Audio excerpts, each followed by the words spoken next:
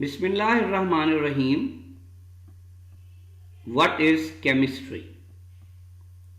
Chemistry असल में study of matter को कहते हैं।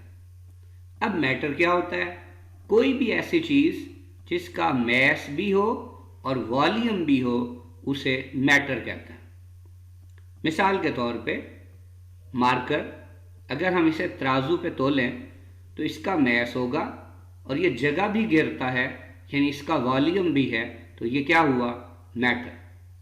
इसी तरह वाटर, अगर वाटर को भी तराजू पे तोला जाए तो उसका भी कुछ मैस होगा और वो जगह भी घेरता है, यानी उसका वॉल्यूम भी है। यानी वाटर भी किसकी एग्जाम्पल है? मैटर की। यानी study of matter is called chemistry. लेकिन स्टडी ऑफ मैटर फिजिक्स भी तो होता है। लेकिन अब केमिस्ट्री और फिजिक्स में फर्क क्या हुआ? फिजिक्स के हवाले से अगर हम मार्कर की एग्जांपल दें और सपोज वो टेबल पे पड़ा हुआ है। अब मार्कर जिसका मैस भी है और वॉल्यूम भी है, ये क्या हुआ? मैटर हुआ। टेबल पे पड़ा हुआ है तो हम जानते हैं energy of a body due to its position is called potential energy. तो उस मैटर में पोटेंशियल एनर्जी मौजूद है। अगर कोई उसे धक्का दे के नीचे गिरा देता है, अब जब वो नीचे जाएगा तो मूव करता हुआ जाएगा। हम जानते हैं energy of a body due to its motion is called kinetic energy. तो अब उसकी पोटेंशियल एनर्जी काइनेटिक एनर्जी में कन्वर्ट हो गई। जब वो नीचे गिरेगा तो हमें कुछ साउंड सुनाई देगी, तो वो कौन सी एनर्जी होगी? Sound energy. तो बेसिकली हमने क्या किया? मार्कर जो कि मैटर था उसको डिफरेंट फॉर्म्स ऑफ एनर्जी में कन्वर्ट कर दिया। तो मैटर की स्टडी इस तरह से अगर की जाए कि वो इंटर कन्वर्ट हो रही हो विद एनर्जी, तो उसे हम कहते हैं फिजिक्स। लेकिन अगर हम मैटर को इन मुख्तलिफ एस्पेक्ट्स के साथ डिस्कस करें, मसलन हम मैटर की कंपोजिशन डिस्कस करें, जैसे हमने कहा कि वाटर मैटर है। अब हम देखते हैं वाटर हाइड्रोजन और ऑक्सीजन से बना है, ये इसकी कंपोजिशन है। अगर हम मैटर की स्ट्रक्चर की बात करें तो जैसे हमें पता है वाटर H2O बेंट स्ट्रक्चर का है, एंगल 104.5 डिग्री है, ये इसकी स्ट्रक्चर है। इसी तरह प्रॉपर्टीज़ की बात करते हैं। फिजिकल प्रॉपर्टीज़ भी होती हैं, केमिकल प्रॉपर्टीज़ भी होती हैं। जैसे वाटर की फिजिकल प्रॉपर्टीज़ कि ये कलरलेस है, ऑर्डरलेस है, टेस्टलेस है। इसी तरह वाटर का बॉइलिंग पॉइंट 100 डिग्री सेल्सियस है, मेल्टिंग पॉइंट 0 डिग्री सेल्सियस है। केमिकल प्रॉपर्टीज़, मसलन वाटर किस किस चीज़ से रिएक्ट करता है, जैसा कि हम जानते हैं कि सोडियम, और अगर वाटर का रिएक्शन करवाया जाए तो सोडियम हाइड्रो ऑक्साइड और हाइड्रोजन गैस रिलीज होती है। तो ये इसकी केमिकल प्रॉपर्टीज़ हैं। इसी तरह मुख्तलिफ चेंजेस होती हैं मैटर में। चेंजेस भी फिजिकल भी हो सकती हैं, केमिकल भी हो सकती हैं। जैसे वाटर जो कि लिक्विड है, अगर हम उसे हीट करें तो वो वेपर्स में यानी गैशियस स्टेट में कन्वर्ट हो जाता है, और अगर वाटर जो कि लिक्विड है उसे कूल करें तो आइस बन जाता है, यानी सॉलिड स्टेट में कन्वर्ट हो जाता है। तो ये फिजिकल चेंजेस हैं। केमिकल चेंजेस जो कि हमने अभी केमिकल प्रॉपर्टीज़ के तौर पे डिस्कस किया, वही होती हैं। इसी तरह ये जो चेंजेस हैं ये किन लॉज और प्रिंसिपल्स के तहत हो रही हैं, जैसा कि law of conservation of energy और लॉ ऑफ डेफिनेट प्रोपोर्शन वगैरह। जब हम इन तमाम पहलुओं के लिहाज से मैटर को स्टडी करते हैं तो उसे केमिस्ट्री कहते हैं। तो हम सबसे पहले मैटर को डिटेल में डिस्कस कर लेते हैं। मैटर दो टाइप्स का होता है, मसलन प्योर भी और इम्प्योर भी। अगर मैटर प्योर हो तो उसे सब्सटेंस बोलते हैं, और अगर इम्प्योर हो तो इसे मिक्सचर कहते हैं।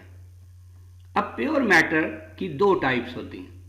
एक टाइप एलिमेंट कहलाती है और दूसरी टाइप कंपाउंड कहलाती है। एलिमेंट जो है क्या होता है? Element composed of single type of atoms characterized by its particular number of protons in the nuclei of its atoms known as the atomic number। यानी एलिमेंट एक ऐसी प्योर चीज़ है या प्योर सैंपल ऑफ मैटर है या ऐसी substance है जिसके अंदर तमाम एटम्स के एटॉमिक नंबर सेम होते हैं। जैसे अगर हम बात करते हैं कार्बन की, तो कार्बन का एटॉमिक नंबर 6 है, तो उसमें चाहे वो जो मर्जी आइसोटोप हो, 612, 613, 614, सब के अंदर 6 प्रोटॉन्स मौजूद होंगे। तो ये एलिमेंट है, कार्बन एक एलिमेंट है। अब एलिमेंट की मुख्तलिफ अंदाज से क्लासिफिकेशन है। मसलन एक क्लासिफिकेशन एक साइंटिस्ट था सड्डी, उसने दी, इसमें मोनोआइसोटोपिक एलिमेंट्स हो सकते हैं जिनमें आयोडीन, गोल्ड, आर्सेनिक और फ्लोरीन वगैरह शामिल हैं, जबकि पॉलीआइसोटोपिक हो सकते हैं जैसे कार्बन 3 आइसोटोप्स हैं इसके, हाइड्रोजन 3 आइसोटोप्स हैं इसके भी, और ऑक्सीजन इसके भी 3 आइसोटोप्स हैं। एक और अंदाज से एलिमेंट की क्लासिफिकेशन हो सकती है जैसे मेटल्स, ऐसे एलिमेंट्स जो हीट और इलेक्ट्रिसिटी के कंडक्टर्स होते हैं उन्हें मेटल्स कहते हैं। For example copper, sodium, iron वगैरह। इसी तरह नॉन मेटल्स वो एलिमेंट्स जो हीट और इलेक्ट्रिसिटी के नॉन कंडक्टर्स होते हैं उन्हें नॉन मेटल्स कहते हैं। For example oxygen, nitrogen, sulphur वगैरह। तीसरी तरह के एलिमेंट्स मेटलाइड्स या सेमी मेटल्स कहलाते हैं और इनकी प्रॉपर्टीज मेटल्स और नॉन मेटल्स के इन बिटवीन होती हैं, जैसे जर्मेनियम, आर्सेनिक और एंटीमनी वगैरह। इसी तरह दूसरा जो प्योर फॉर्म है मैटर का या प्योर स्टेट है मैटर की, उसे कंपाउंड कहते हैं। कंपाउंड क्या होता है? A substance composed of many identical molecules और मॉलिक्यूलर एंटिटीज। अब यहां मॉलिक्यूलर एंटिटीज का मतलब फार्मूला यूनिट भी हो सकता है। Composed of atoms from more than one element held together by chemical bonds. अब उसमें एटम्स एक से ज्यादा किस्म के होने चाहिए और वो आपस में जुड़े होने चाहिए केमिकल बॉन्ड से। अब कंपाउंड की 4 डिफरेंट टाइप्स हैं।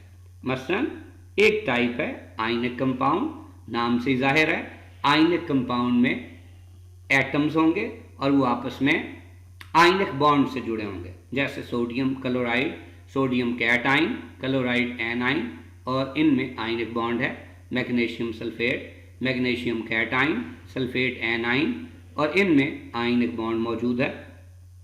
दूसरी टाइप कोवेलेंट कंपाउंड्स, नाम से जाहिर है कि इसमें एटम्स आपस में कोवेलेंट बॉन्ड के जरिए जुड़े होंगे, जैसे वाटर H और O में कोवेलेंट बॉन्ड होता है।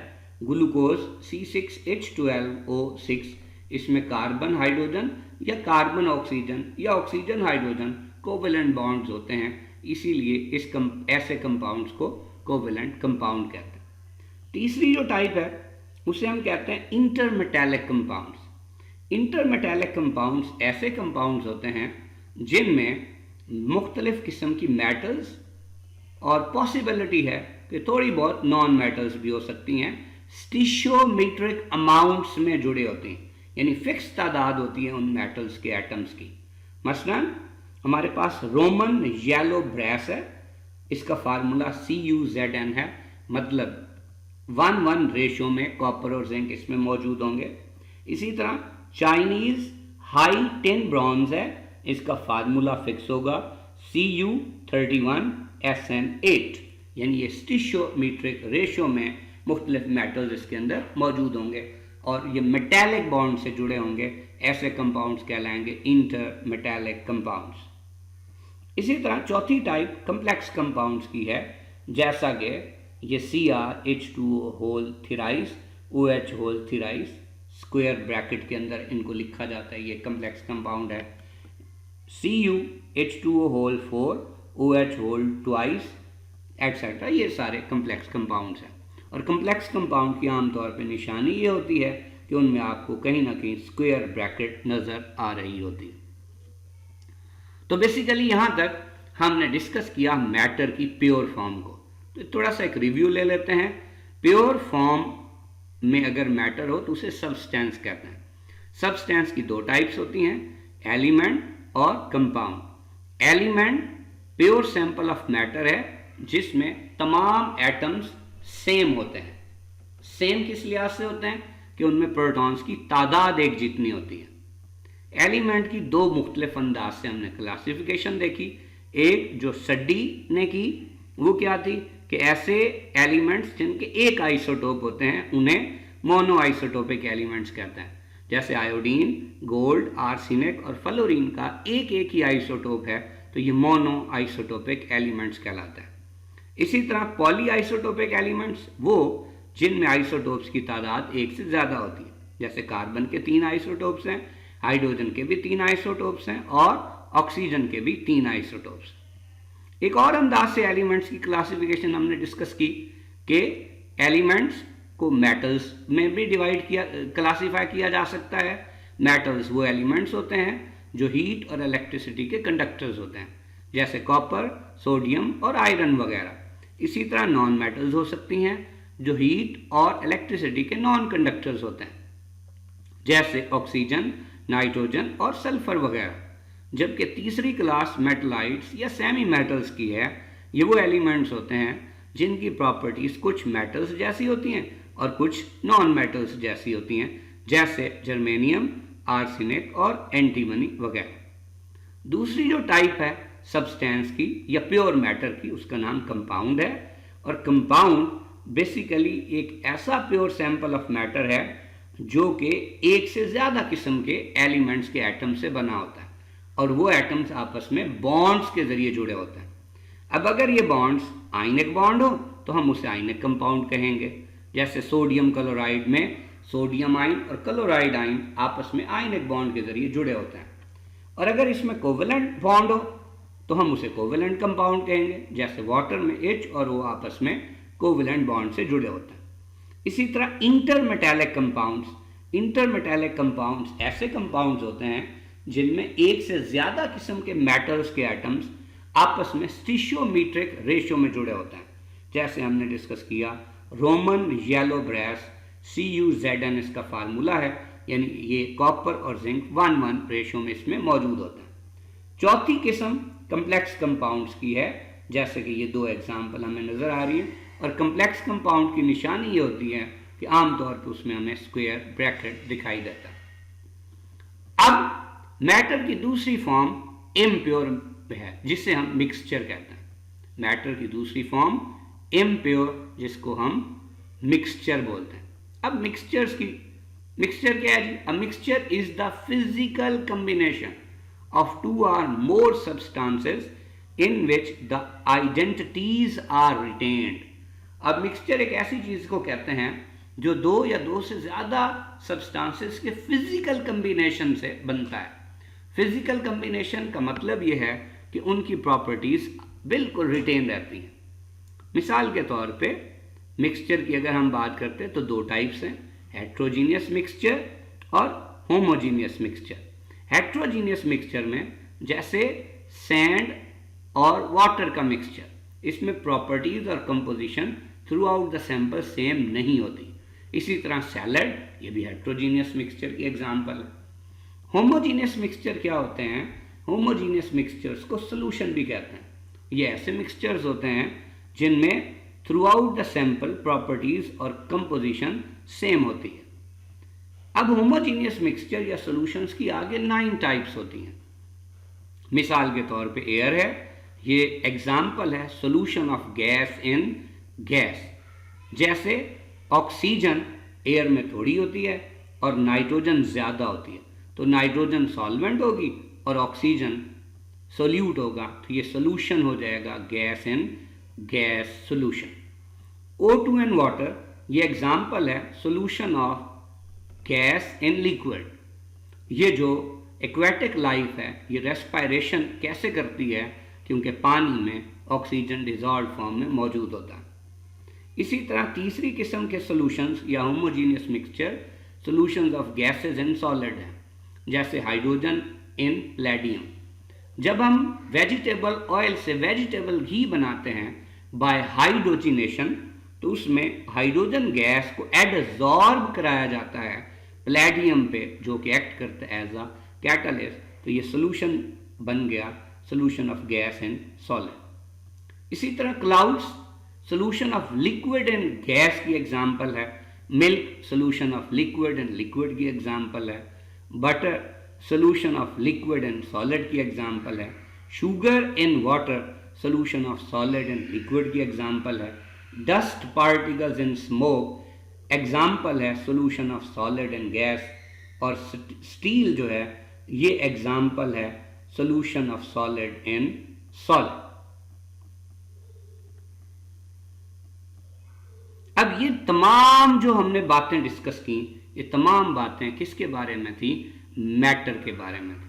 तो हम थोड़ा सा रिव्यू लेते हैं कि अगर हम ये मैटर के बारे में डिस्कस करें, कंपोजिशन, जैसे अब हम देख सकते हैं यहां पे, जैसे शुगर एंड वाटर यानी शरबत है तो उसकी क्या कंपोजिशन है? तो शरबत एक मैटर है, उसकी कंपोजिशन ये है कि उसमें शुगर भी है और वाटर भी है। तो जब हम उसकी कंपोजिशन स्टडी करेंगे तो इसका मतलब हम केमिस्ट्री डिस्कस कर रहे हैं। इसी तरह स्टील की बात कर रहे हैं तो स्टील में कार्बन और आयरन होता है, तो ये हम इसकी कंपोजिशन स्टडी कर रहे हैं मैटर की, तो इसका मतलब हम केमिस्ट्री डिस्कस कर रहे हैं। स्ट्रक्चर की बात करते हैं, जैसे अभी हमने पढ़ा कि वाटर जो है वो बैंड स्ट्रक्चर है और 104.5 डिग्री एंगल है। सोडियम क्लोराइड है, फेस सेंटर्ड क्यूबिक स्ट्रक्चर है, ये इसकी स्ट्रक्चर। तो ये जब स्ट्रक्चर भी डिस्कस करते हैं किसी मैटर की तो वो भी केमिस्ट्री के जुमरे में आता है। प्रॉपर्टीज़ की बात करते हैं, जैसे हमने फिजिकल प्रॉपर्टीज़ ऑफ वाटर की बात की। केमिकल प्रॉपर्टीज़ में किसी भी चीज़ के केमिकल रिएक्शंस की हम बात करते हैं। इसी तरह चेंजेस इन मैटर, जैसे कि हमने कहा फिजिकल भी हो सकती हैं, केमिकल भी। मिसाल के तौर पे यहाँ पे देखिए कि वाटर जो कि H2O इसका फार्मूला है लिक्विड स्टेट में, अगर हम इस वाटर को हीट कर दें तो वाटर वेपर्स बन जाते हैं, वाटर वेपर्स को कूल कर दें वाटर बन जाता है। इसी तरह वाटर को कूल कर दें आइस बन जाता है, आइस को हीट कर दें दोबारा वाटर बन जाता है। अब इन तमाम चेंजेस में वाटर वेपर्स का फार्मूला H2O है, वाटर लिक्विड का फार्मूला H2O है, आइस का फार्मूला भी H2O है, मतलब केमिकल कंपोजिशन सेम रहती है, केमिकल नेचर में कोई चेंज नहीं आता। तो such a change in matter is known as physical change. इसी तरह केमिकल चेंजेस हो सकते हैं, मिसाल के तौर पे सोडियम और क्लोरीन के रिएक्शन से सोडियम क्लोराइड का बनना, ये केमिकल चेंज है। अब जब केमिकल चेंज होता है तो उसमें जो प्रॉपर्टीज होती हैं वो एलिमेंट्स से कंपाउंड की बिल्कुल डिफरेंट होती है। मसलन सोडियम बहुत ज़्यादा रिएक्टिव मेटल है और ये इतना ज़्यादा रिएक्टिव है कि अगर हम इसे हथेली पे रख दें तो थोड़ी देर में हमारी हथेली जला देगा। क्लोरीन इतनी पंजेंट स्मेल वाली गैस है कि अगर इसे रूम में रिलीज़ कर दिया जाए तो शायद कुछ देर तक भी हम जिंदा ना रह सकें। लेकिन इन दोनों के मिलने से बनता है सोडियम क्लोराइड। ये हमारे लिए ब्लेसिंग है, इसके बगैर कोई खाना किसी जायके का हो ही नहीं सकता। तो कंपाउंड की प्रॉपर्टीज उन एलिमेंट से बिल्कुल डिफरेंट होती हैं जिनसे वो बनता है। अगली बात हमने कहा कि जी केमिस्ट्री में हम डिस्कस करते हैं वो लॉज और प्रिंसिपल्स जिसके तहत ये चेंजेस आती हैं, जैसे law of conservation of energy है, लॉ ऑफ डेफिनेट प्रोपोर्शन। जैसे अगर हम law of conservation of energy को डिस्कस करें तो जैसे वाटर वेपर से इस फिजिकल चेंज में इनका मैस भी 18 ग्राम है, वाटर का भी 18 ग्राम है, आइस का भी 18 ग्राम है। इसका मतलब matter can neither be created nor be destroyed but can be change from one form to another form. तो ये सब कुछ फॉलो हो ओबे कर रहा है किसको? Law of conservation of energy को। इसी तरह केमिकल चेंजेस में अगर हम ये देखें तो जैसे ये सोडियम और क्लोरीन जो कि रिएक्टेंट्स हैं, इनका मैसेस भी टोटल करें तो 117 ग्राम है, और सोडियम क्लोराइड का भी इस रिएक्शन में टोटल करें तो ये भी 117 ग्राम है। यानी मैटर किसी भी केमिकल रिएक्शन में ना डिस्ट्रॉय होता है ना ही कोई नया प्रोड्यूस होता है, जबकि सिर्फ और सिर्फ वो एक फॉर्म से दूसरी फॉर्म में कन्वर्ट हो जाता है। तो it is all about chemistry. मुझे उम्मीद है कि आपको केमिस्ट्री सही तरह से समझ आ गई होगी कि ये क्या होती है।